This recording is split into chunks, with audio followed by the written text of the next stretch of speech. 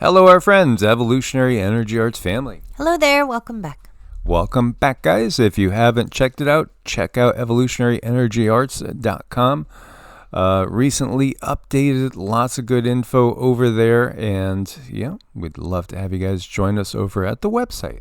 Indeed. As well as, of course, Patreon. We do want to thank our newest patrons. Yes, we want to say a huge thank you to Sarah, Janet, and Charla. Absolutely. We couldn't do it without you guys. We appreciate the support and the support in helping others awaken to everything that's going on this crazy planet. There are exclusives there each week. Each different tier has its own benefits, as you can see the different tiers there. And, you know, there's rapidly so much craziness going on. You have a 4.8 magnitude earthquake just recorded near the Natanz nuclear facility, where Iran enriches uranium with centrifuges. And this is at a standard 10 kilometers depth.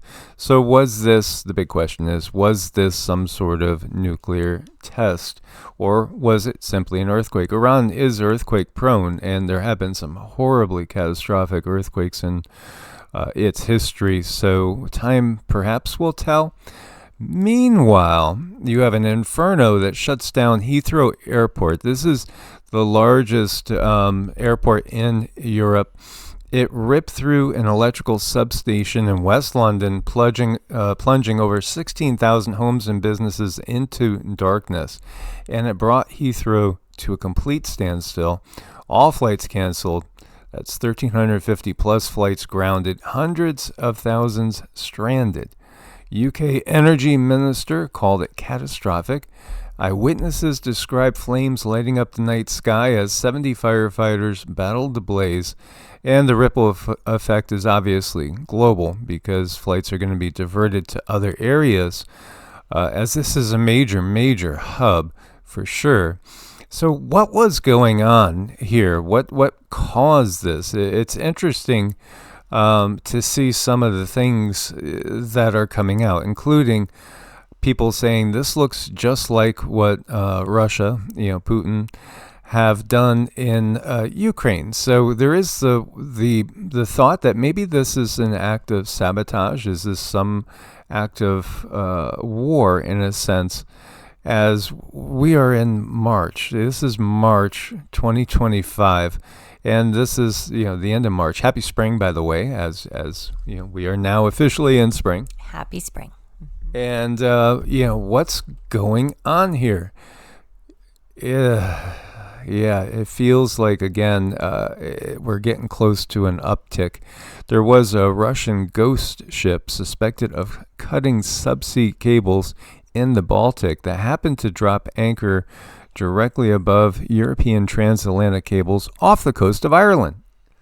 Yes, off the coast of Ireland. So, are we about to go hot? That's the big question. Because again, things like this affecting the infrastructure, affecting energy, resupply lines, all the different things. These are all things that happen all the time during a wartime scenario.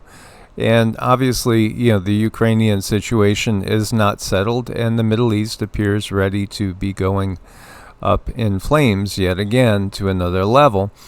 Now, coincidentally, Heathrow had diesel generators for emergency backup if the grid went down. Guess what? They were removed a couple weeks ago in order to meet green energy targets. Isn't that amazing? Yes, I think so. Again, you can't... all the coincidences in this world, they just add up. Don't they, though? It just keeps happening. Yeah. It's like it's one big IQ test for humanity. Ukrainian strike hits Russia's only gas transit route to Europe. The Sudza gas metering station in Russia's Kursk region, the sole pipeline sending Russian gas to EU through Ukraine, was attacked. Russian military correspondents report damage from a Ukrainian strike. Kursk regional channels shared footage showing the aftermath. In October 2024, Gazprom was delivering 42.4 million cubic meters daily through Sudzha.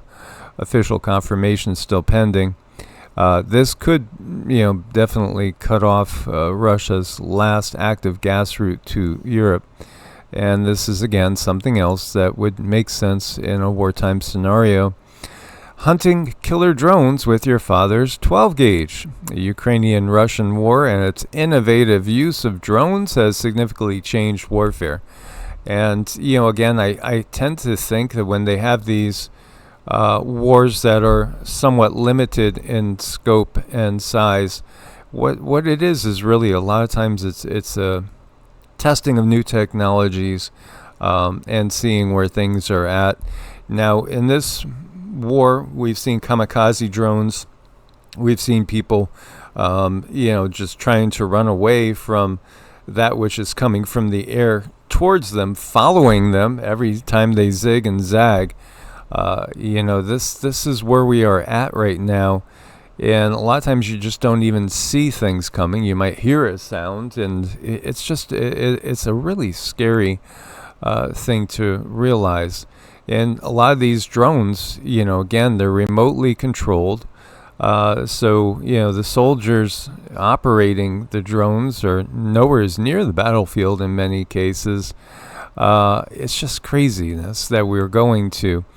And you have all these different drones which can, like in the case of this one here, this is actually like 600 pounds. It looks like it's a toy, but it's a deadly toy. It has a fully automatic machine gun mounted. And again, this is a remotely operated vehicle. It's like a mini little tank going around. This is called the Liut, which is a word that means fury. So a 7.62 millimeter PKT machine gun and class 4 armor. It's just a different world that we're in now. Infrared, again, they could send these things in. And when do those Boston Dynamics looking actual human-shaped robots enter the fight? That's kind of the question. Well, we got to see, and it's been ongoing for a long time, where, the threat of these machines has been on the rise, and we know how the system is. They're basically ready for anything and everything. So for them and the controllers at the top, they already knew that all of this was going to happen.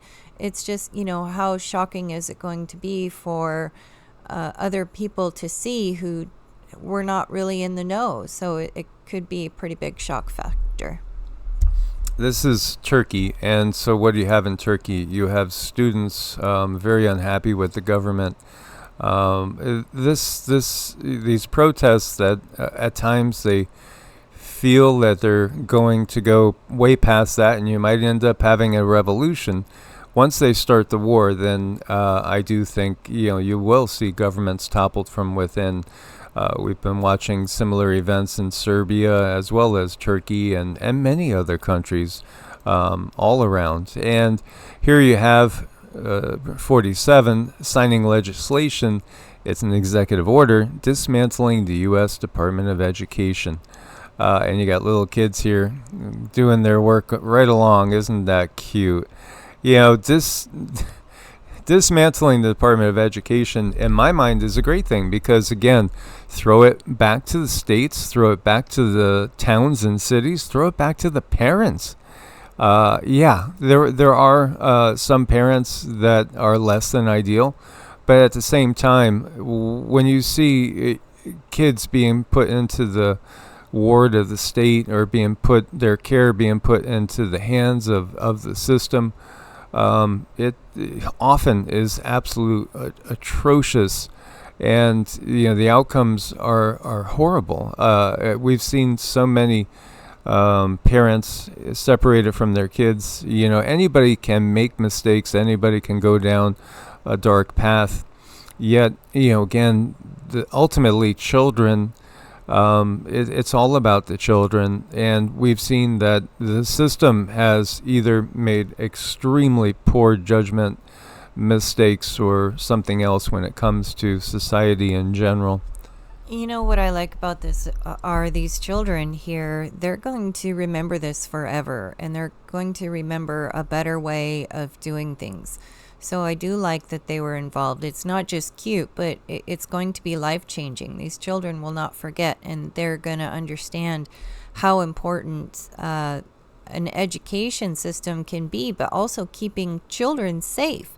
I'm hoping that that will be imprinted on them, and I hope it continues to bloom where the education system truly starts to educate and do things like, teach children how to tend a garden, how to make a blueprint for a house, how to tend to trees, how to plant, things that are really important in this world, things that, birds and other animals just know to do naturally. Their business is to take care of themselves.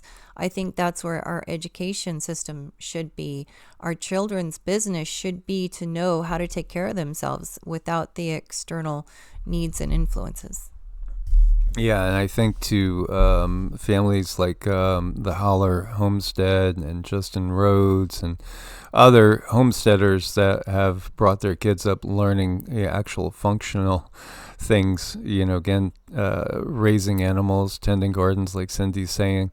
If and when this really hits the fan, those people, they're going to not miss a beat.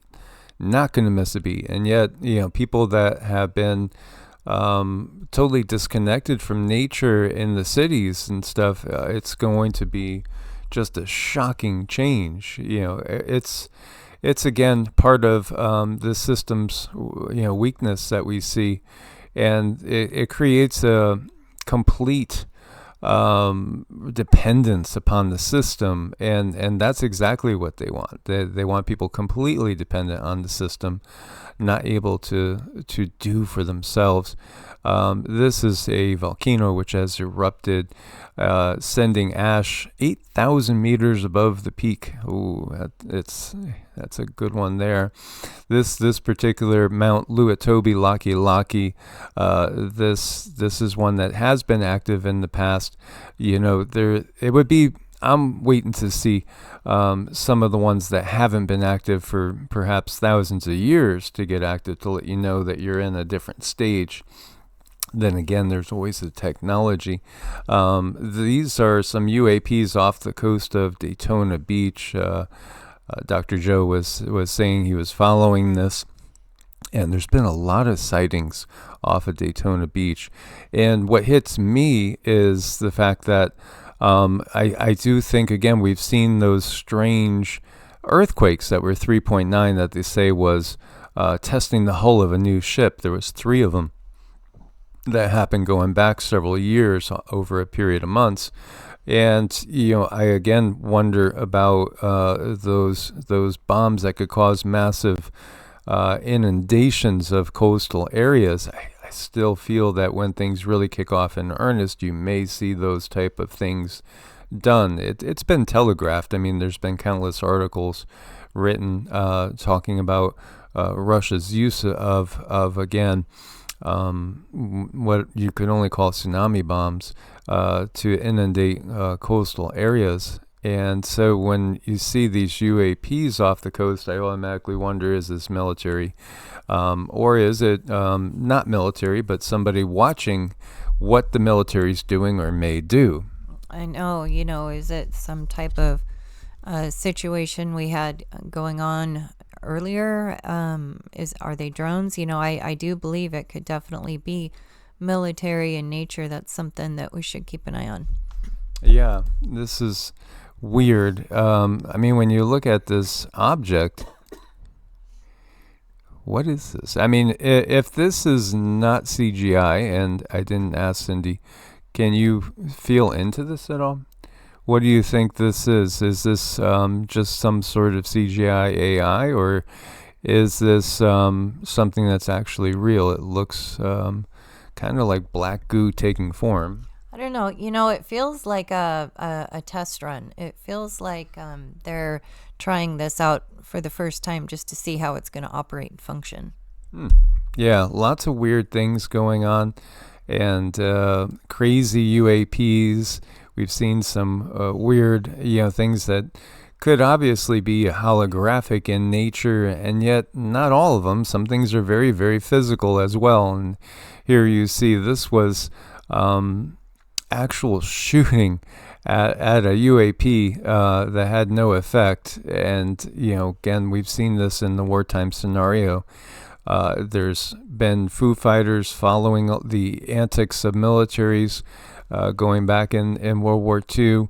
There's actually been UFO UAP sightings over all sorts of historical events, from volcanic eruptions to earthquakes. And then it gets you wondering, are they just watching because they know when these occurrences are going to happen, or are they literally having an effect and are some of the reason why they happen?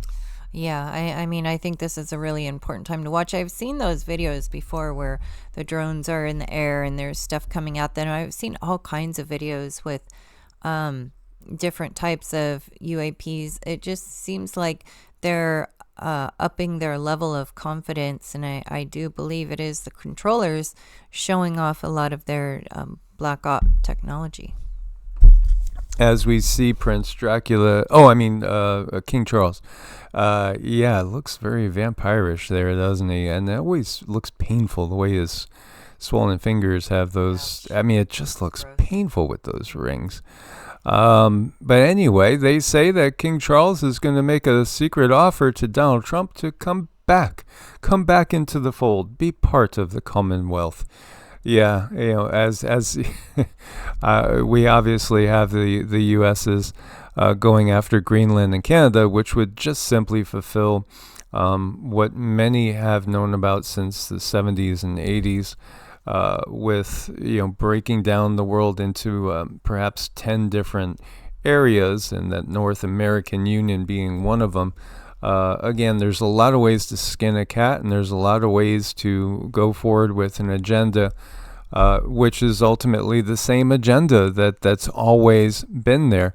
Oh, by the way, happy birthday, Barron Trump. He is 19. Has he stopped growing? I don't know. Only time will tell.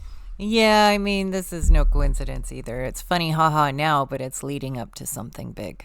And many people say that they feel that he will be the president of the United States at some point in time, or maybe the president of a new American Republic, or new North American Republic, new something or other. But it feels like he's destined for a political future. Again, there's all sorts of tricks that have been pulled on the public for a long, long time. And the great part of getting out of a Kali Yuga is that, again, there's an awakening going on. And once you start this awakening, for those that are on that awakening path, there's no stopping it. There is no stopping it. Now, at the same time, there are those that are not going to awaken. And it may actually be the majority that don't truly awaken.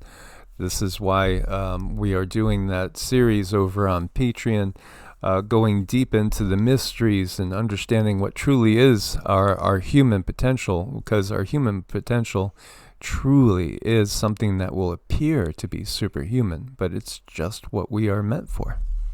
Watch out for those distractions. Absolutely. And thank you guys so much for your support. Couldn't do it without you guys. Again, please do check out the website. And if you need to make an appointment with us, it's evolutionaryenergyarts@gmail.com.